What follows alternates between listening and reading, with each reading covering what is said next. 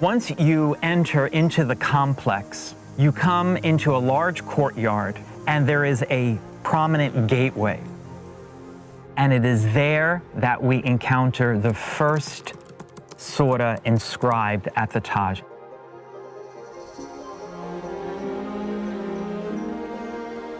It begins by mentioning examples of arrogant people from the distant past, including, for example, Pharaoh of Egypt.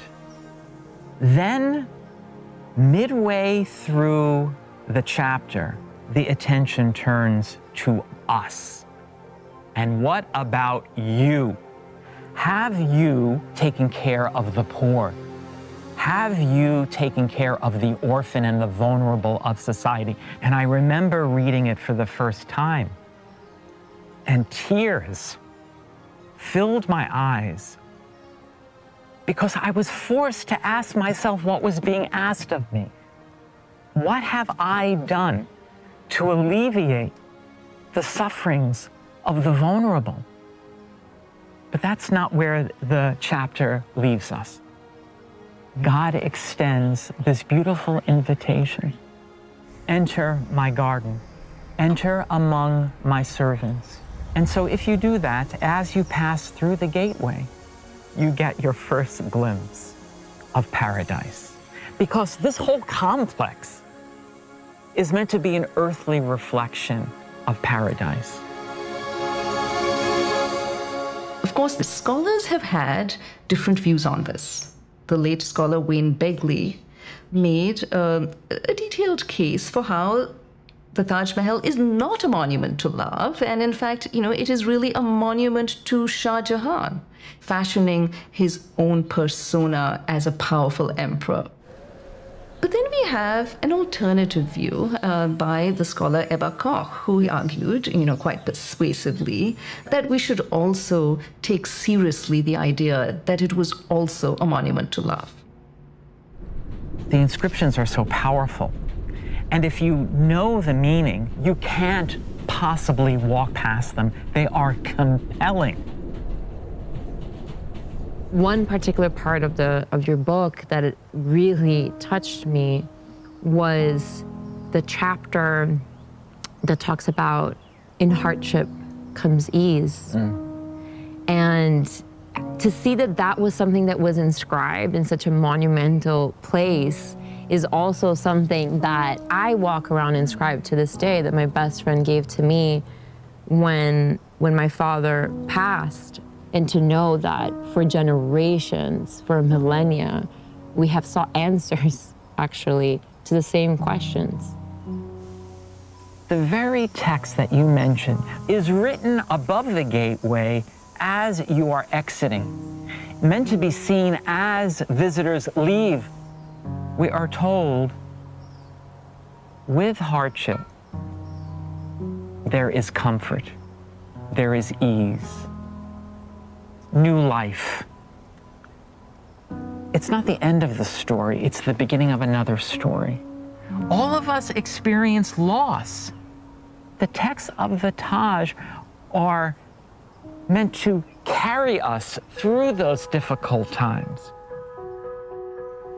I would give a lot to have one more day, one more hour with my father. Shah Jahan was trying to have an eternity with his beloved.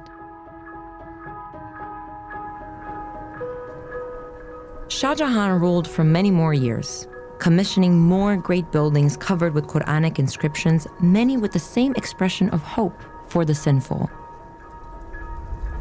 He marries again to cement political alliances.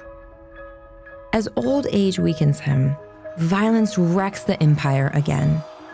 In the struggle over who would next take the throne, Shah Jahan's favorite son is killed by another of his sons, who then grabs power. Shah Jahan spends his last years confined to a private apartment, ensuring that he cannot rally support to reclaim his position. The daughter who brought him to Mumtaz's deathbed performs another service for her father by remaining by his side until the end. He dies isolated and alone.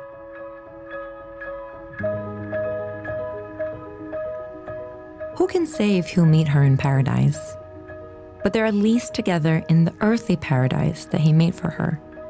He lies beside her tomb, which occupies the center of the Taj Mahal.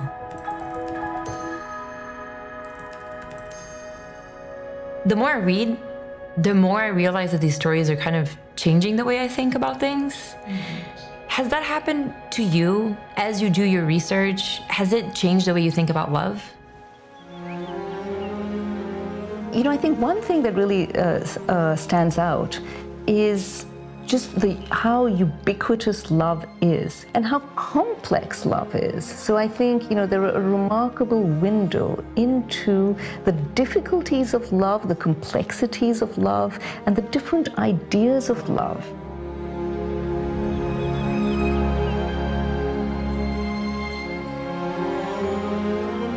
Dr. Calabria helped me see that many verses in the Quran reassure us in times of difficulty.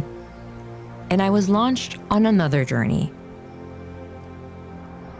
to learn about the man who uttered them, the man Muslims call the messenger of God.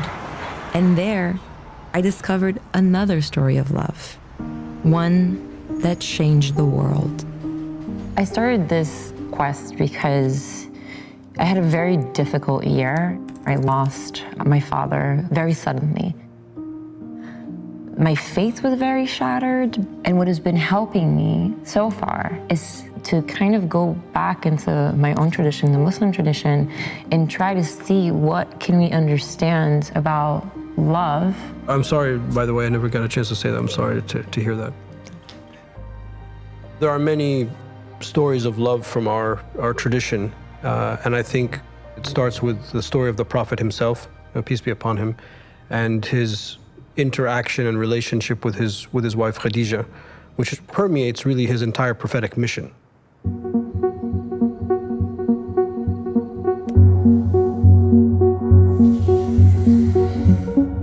And the whole world is listening now.